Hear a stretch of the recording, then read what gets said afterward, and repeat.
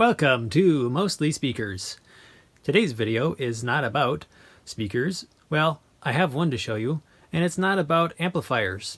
This video is about a 1950 electronic whistle made for American Flyer trains. Now, besides professional home audio and speaker building, my other hobby is model railroading, and this piece combines both hobbies together. So we're going to be taking a look inside this vintage electronic generator box, and I want to talk about this here. This is a miniature speaker that would go inside a model train from 1950, and there's something unique about this. This is a traditional speaker used in computer speakers modern nowadays, made by Samsung. It's probably a 2-inch speaker, uses a regular magnet. This one has 3 terminals on it, and we'll get into that after I show you the insides of the electronic whistle generator. Now, this generator I'm not going to be testing today because it has no power cord. As you can see, this power cord is completely shot. The vinyl rubber material disintegrates. Now, these cloth covered wires are actually okay. They're not frayed and they're still safe to use. But what makes this possibly unsafe is the fact that this has original wax capacitors inside. And if you know anything about electronics and wax capacitors, those two do not mix anymore. Wax capacitors leak electrically and must be replaced. So with that in mind, let's take the cover off this electronic whistle box and see what makes it tick. First, on the outside, we have the power switch on the top and then the lever called blow. So you twist it this way to activate the horn sound that this is supposed to generate. All right, I have already removed the screws. Let's take the cover off. It's a little bit rusty and see what's inside.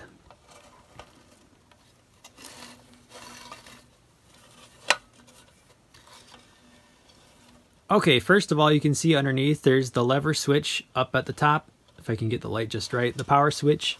And then we have the top of the unit here. So we have, according to the schematic, one of these is a choke, one is a transformer. And then we have one wax capacitor, 25 microfarad, and then a filter capacitor. This is a 3-in-1. So this would be 150 watt volt, 150 WV, and 50 WV. With 3 different colored leads coming out of it. Now, this is supposed to be a vacuum tube based generator, and you don't see a generator there, but that's because I already have it removed. So this is the tube made by RCA. This is a Radiotron electron tube. And if you can make it out, it says 117P7 or maybe 117P7 GT. Most of that, I don't know what it means, other than perhaps the 117 is for 117 volt operation. Some vacuum tubes run on 300 volts, some run on less voltage, some on more. This one is directly heated by the AC line, so you plug this into AC power, there's no step-up transformer in the circuit. Let's take a look underneath, and I have the bottom plate removed. So we have, as you can see, the components underneath. So here's the bottom of our 3-in-1 capacitor can. This needs to be replaced, and then the one on the top side.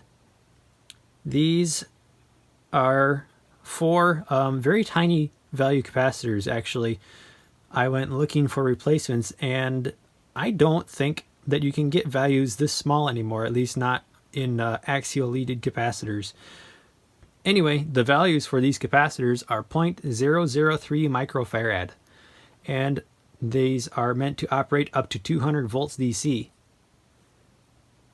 DigiKey doesn't have capacitors like this anymore, neither does Mouser Electronics. Maybe in the surface mount, the teeny tiny ones that are like the size of the tip of the screwdriver, but nothing that's 200 volt rated. So there's 4 of these capacitors. 2 of them are 0.003 microfarad, 2 of them are 0.002. Turns out that's equivalent to 2,000 or 3,000 picofarad. There's also 2 variable resistors here to make adjustments to the tone. There's these 2 little bulbs which resemble light bulbs. I don't know what these are or what they do. These are the resistors. I should know how to read their values, but you can kind of see the color bands.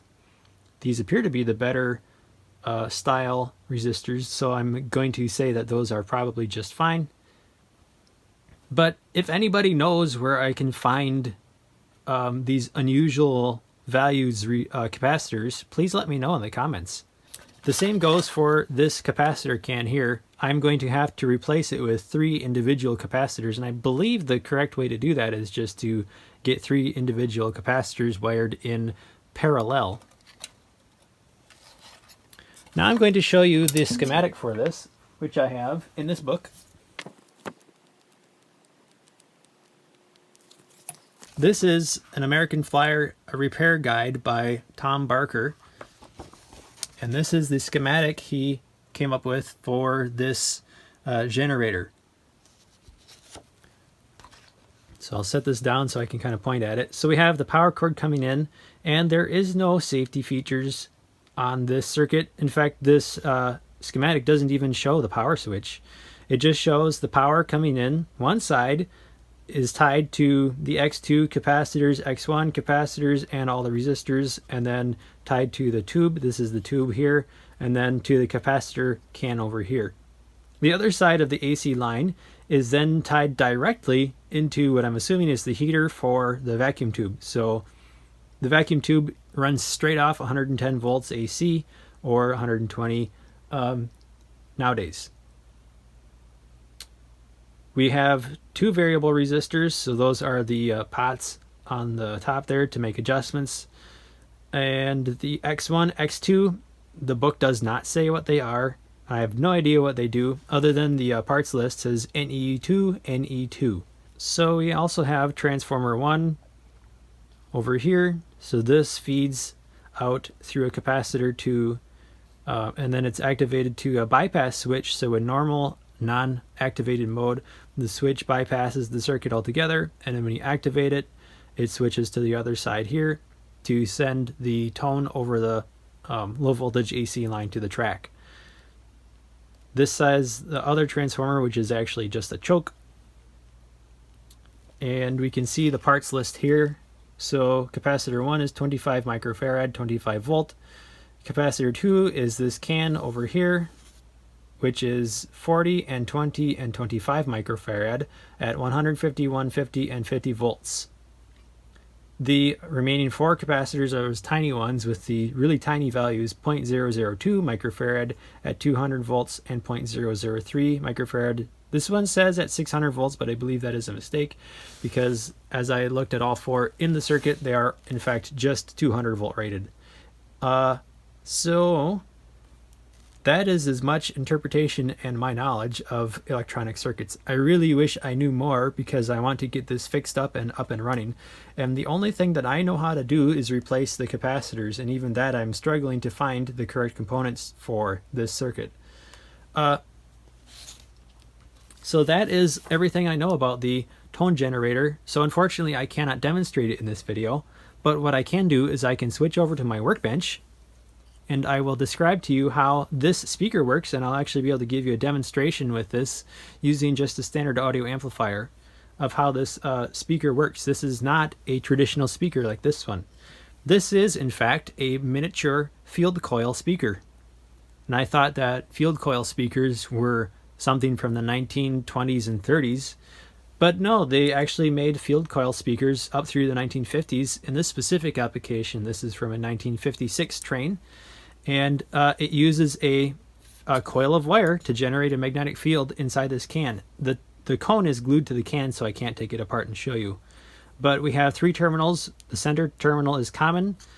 This terminal on this side is F for the field, so 16 volts AC goes to it. And then this side is for the A, so I'm assuming it's audio or the tone coming in. So that is the field coil speaker. Now I'll take you over to my workbench and give you a working demo of this speaker. Okay, so now what I've done is I set up my computer as a tone generator. In this case I'm using the free program Audacity, and so what I did is I set it up to mimic what the whistle generator is supposed to do, and that is to generate a 600 cycle or 600 hertz tone. So let me play you the 600 cycle tone that the computer generates, and this is much more of a pure tone than what the oscillator could ever do. Sure doesn't sound like a train horn, but wait, because a speaker like this is actually induced over 60 hertz AC, that's the track power. Let me add in the 60 cycle hum, and now this is what it sounds like on the traditional speaker.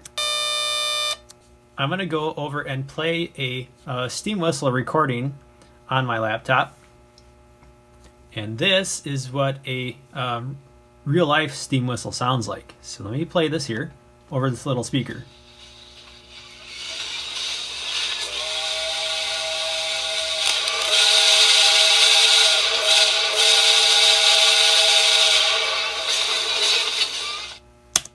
Okay, so that is a real steam whistle sound. Now, let me hook it up to the field coil speaker, this one here, and I'll show you how this one operates.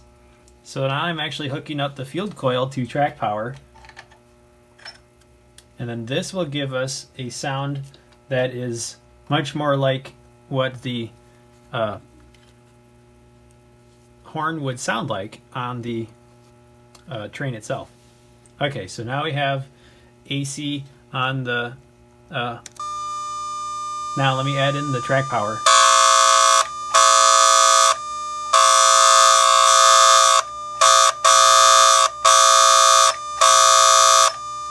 That gets substantially louder, doesn't it? So now let me go back and play that steam whistle over this little speaker.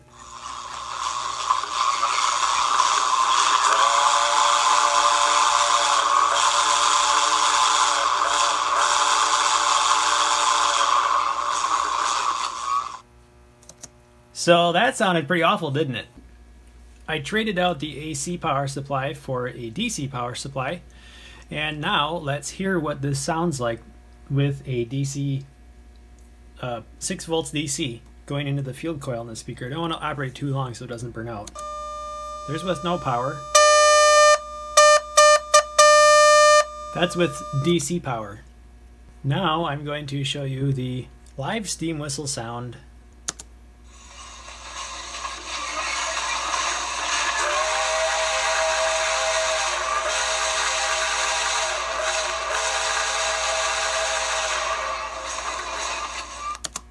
So that's how this speaker works when the field coil is being used with a direct current power supply instead of an alternating current power supply.